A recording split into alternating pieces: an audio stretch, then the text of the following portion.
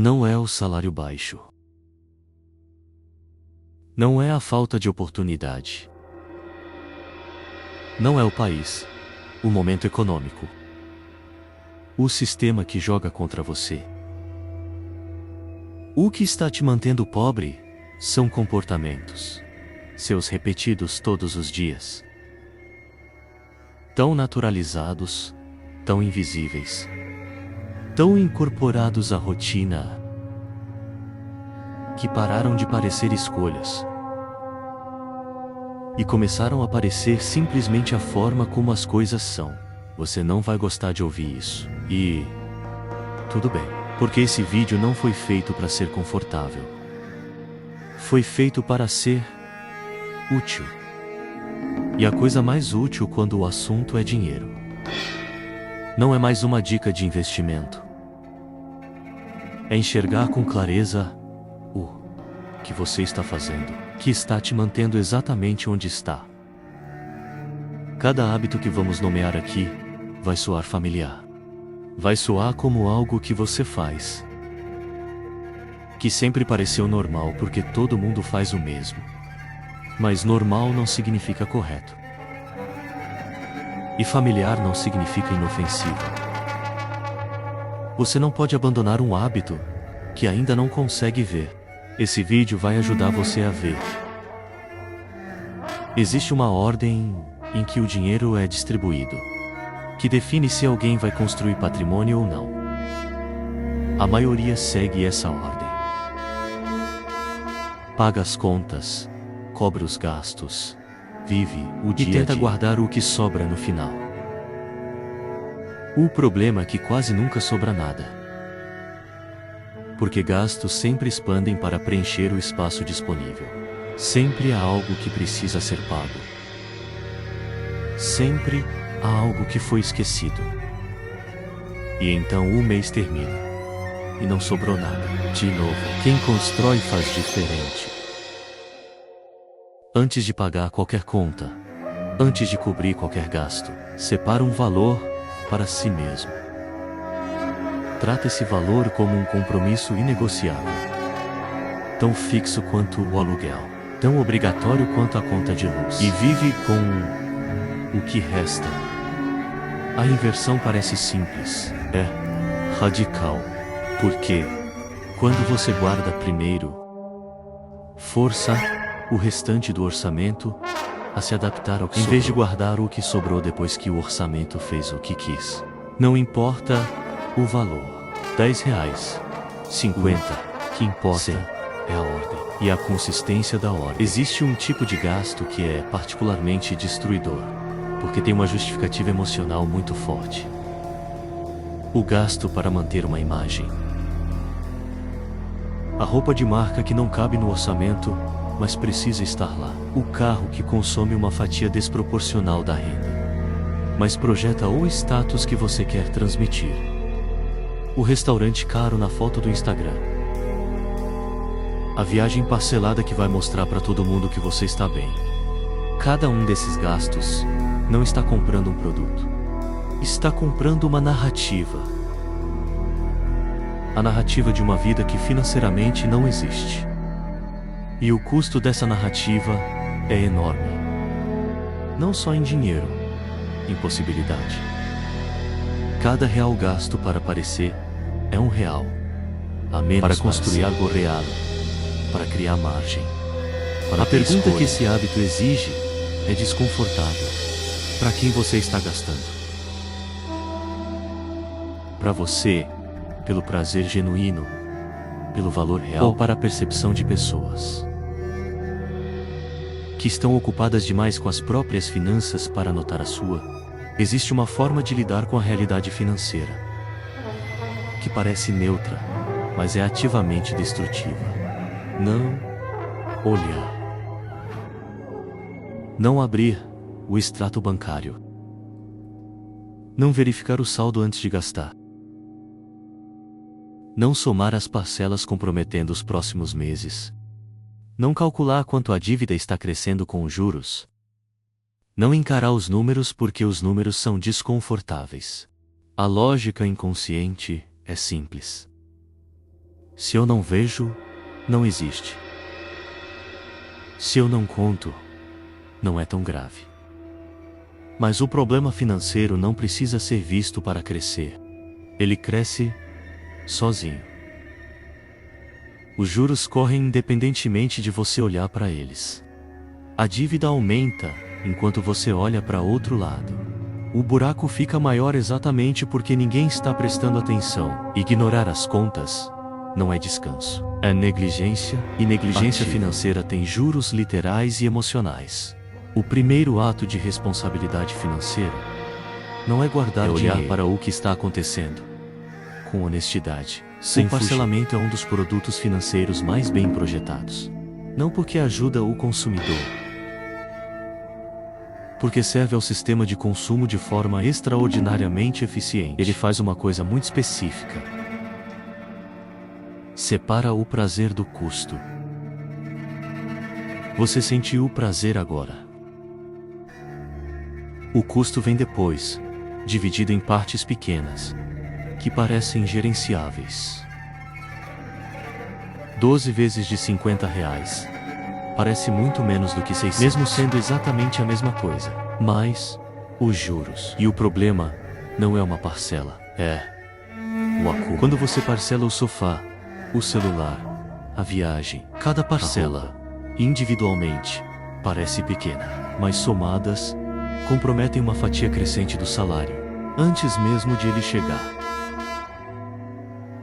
E então o salário, que deveria ser seu, já está comprometido com decisões que você tomou meses atrás, em momentos de impulso. Quando o prazer imediato falou mais alto do que o custo futuro, parcelar não é um problema de matemática, é um problema de percepção. E o sistema foi construído para explorar essa distorção.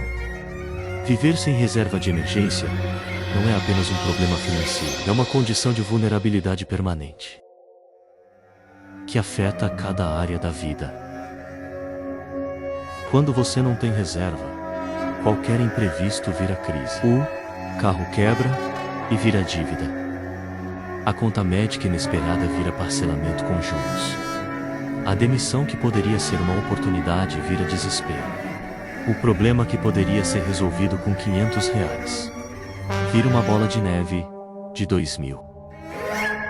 Porque você não tinha os 500 e precisou pegar emprestado. E a crueldade desse ciclo é que ele se retroalimenta. Quem não tem reserva enfrenta crises que geram dívidas. Dívidas consomem parte da renda que poderia estar construindo reserva. Sem reserva, a próxima crise vai gerar mais dívida. E assim, por diante. A reserva de emergência não é luxo de quem tem dinheiro sobrando. É a fundação mínima de qualquer estabilidade financeira. É o que transforma um imprevisto em inconveniência, em vez de catástrofe. E ela começa pequena. Começa com o que você tem. As redes sociais criaram algo que não existia antes com essa intensidade. Acesso constante ao estilo de vida de outras pessoas. E o efeito no comportamento financeiro é direto e documentado. Quanto mais você vê, mais quer. Quanto mais quer, mais gasta. Não necessariamente porque precisa. Porque comparou e sentiu que estava ficando para trás. O carro do vizinho, a viagem do colega, a roupa da pessoa que você segue. O apartamento reformado, o jantar no restaurante caro. Cada imagem é um gatilho de comparação, que gera um impulso de consumo. E o que torna esse hábito particularmente perigoso é que a comparação raramente é justa.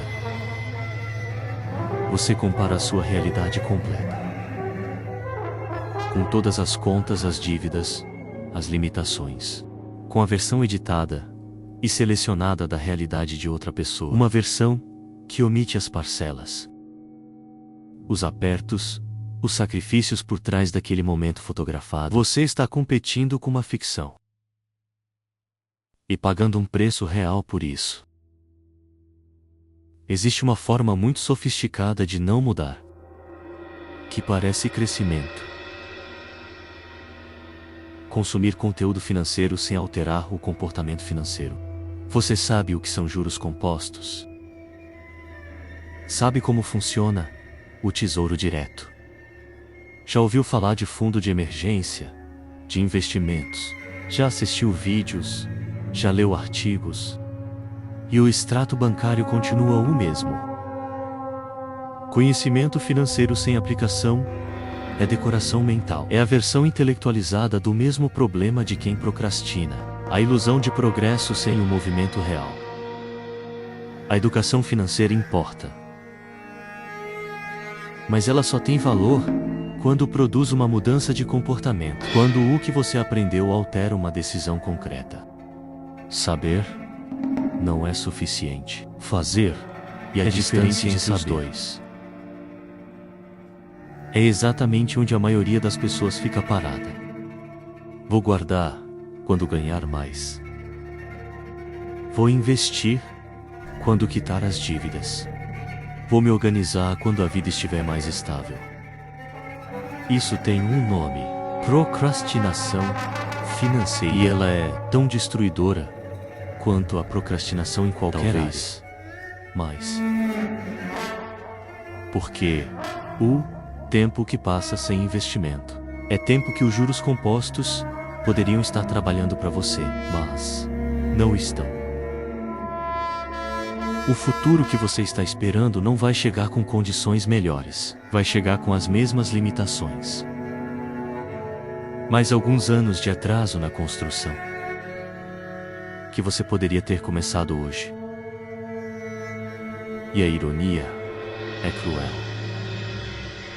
Quanto mais você espera para começar, mais difícil fica. Não porque as condições pioram, mas porque cada ano sem o hábito é mais um ano de evidência de que você sempre vai esperar. O momento certo é agora, com o cenário que existe, não no que você está esperando. Existe uma confusão que alimenta boa parte do endividamento moderno. A confusão entre crédito disponível e dinheiro disponível. O limite do cartão não é seu. Nunca é um empréstimo PIAR aprovado que o banco oferece, porque vai ganhar dinheiro com juros. O cheque especial não é uma extensão da conta.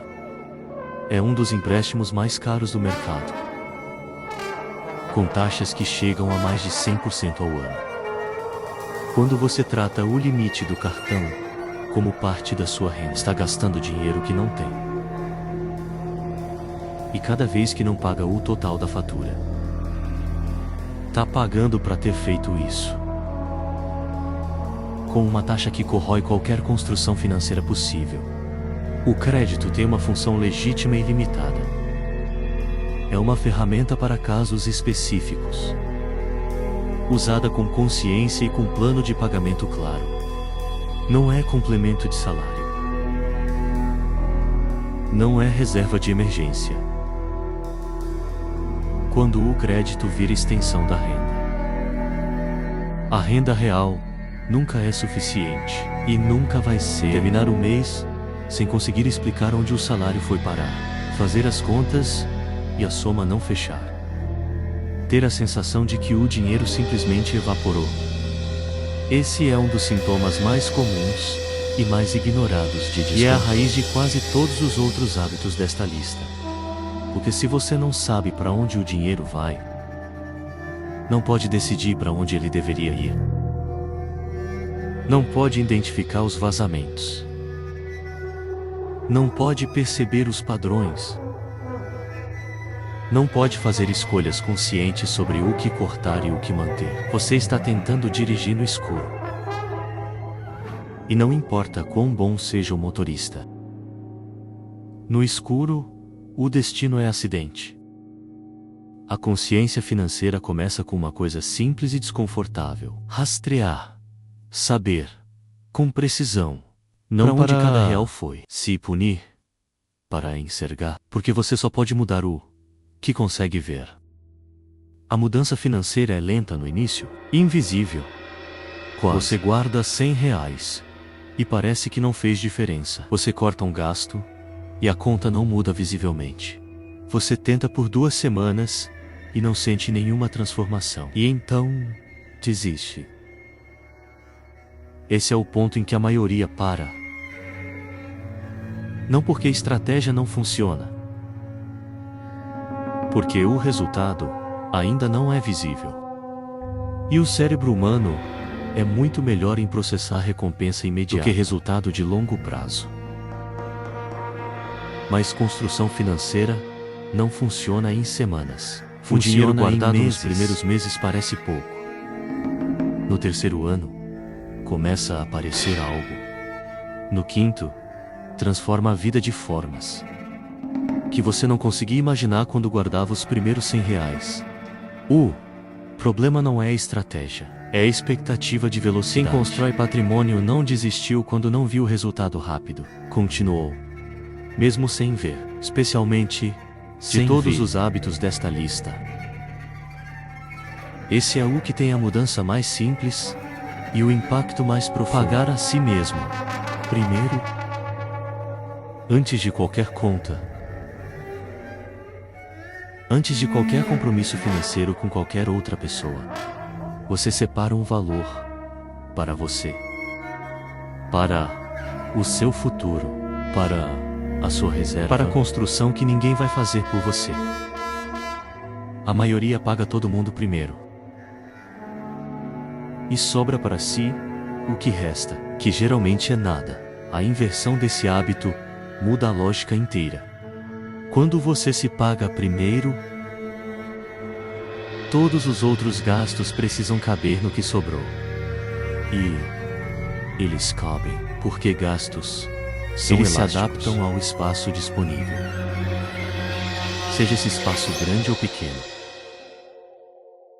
Não é um valor fixo, é um princípio. 10%, 5%, 1 menos o que for possível. O que importa agora é que você existe na equação financeira da sua própria vida, que você é um compromisso inegociável antes de qualquer outro. Existe uma crença que é talvez o mais perigoso de todos os hábitos, porque ela não aparece no extrato bancário. Não gera uma parcela, não acumula juros de forma visível. Determina tudo. A crença de que é assim mesmo, de que dinheiro sempre vai ser difícil, de que você não nasceu para ter, de que as pessoas que constroem têm algo que você não tem. Quando você normaliza a escassez, para de tentar de verdade. Você faz movimentos, talvez, mas com uma parte de si que já aceitou o resultado antes de começar. E essa parte sabota cada tentativa. Não conscientemente, mas de forma consistente. A escassez normalizada é a crença mais difícil de mudar, porque está escondida embaixo de todas as outras. Está na forma como você fala sobre dinheiro. Como você reage quando vê alguém construindo. Como você se sente quando imagina ter mais. Enquanto essa crença existir, os hábitos vão continuar, porque no fundo você ainda não acredita que é para você. Não existe receita mágica. Não existe o hábito único que resolve tudo. O que existe é um processo simples na estrutura, difícil na execução. Primeiro, consciência. Você precisa ver o que está acontecendo. Extrato aberto, números encarados, padrões identificados. Sem fugir, sem minimizar, sem justificar cada segundo. Um hábito de cada vez. Não todos de uma vez.